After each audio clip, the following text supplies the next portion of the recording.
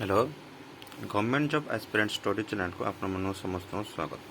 आज आम आपण नहीं आसचु इंटरनेशनल बाउंड्री उपरे गोटे छोट वीडियो जोटा कि आपंकर अपकमिंग एग्जाम रे 1 मार्क क्वेश्चन मे भी आसपे। तो फास्ट आम देखा इंडिया पाकिस्तान मध्य जो बाउंड्री लाइन अच्छी तार ना हूँ रेडक्लिफ लाइन जोटा को कि हूँ सार सिरिल रेडक्लिफ 1947 रे होची तार तैयारी करथिले से लाइन को ड्रॉ करथिले एवं इंडिया अफगानिस्तान मध्य जो लाइनटा अच्छी से लाइन रो ना होची दुरंत लाइन जोड़ा कि इंडिया पाकिस्तान परस्पर बर्तन डिवाइडेड हो सारा पर 1947 पर से जो लाइन टी एबे आउ नाही किंतु सेटा होची सते बेले अनडिवाइडेड इंडिया थिला सते बेले इंडिया पाकिस्तान रो बॉर्डर लाइन थिला दुरंत लाइन ता फारे असला नेक्स्ट होची इंडिया चाइना होची मैकमोहन लाइन। तो मैकमोहन लाइन टा होची हमर जो अरुणाचल प्रदेश आ जो चाइना रो जो बॉर्डर अच्छी से जो लाइन टा होची से लाइन टा होची मैकमोहन लाइन जोड़ा कि इंडिया आ चाइना मध्य अच्छी।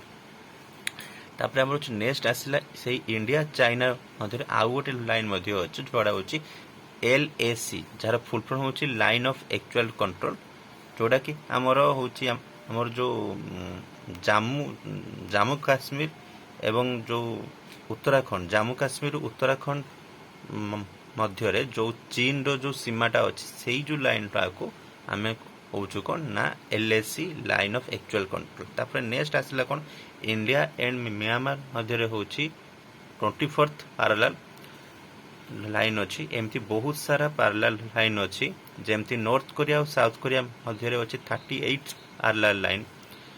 ता फारे नेक्स्ट आसला जर्मनी और फ्रांस मध्य अच्छी सेग्रीफाइड लाइन एवं यूएसए कनाडा मध्य 49 पैरेलल लाइन एटा मोस्ट इंपोर्टेंट बहुत थोड़ा एग्जाम रे भी आछि जो यूएसए और कनाडा मध्य को पैरेलल लाइनटा अच्छी बा को इंटरनेशनल बाउंड्री अच्छी।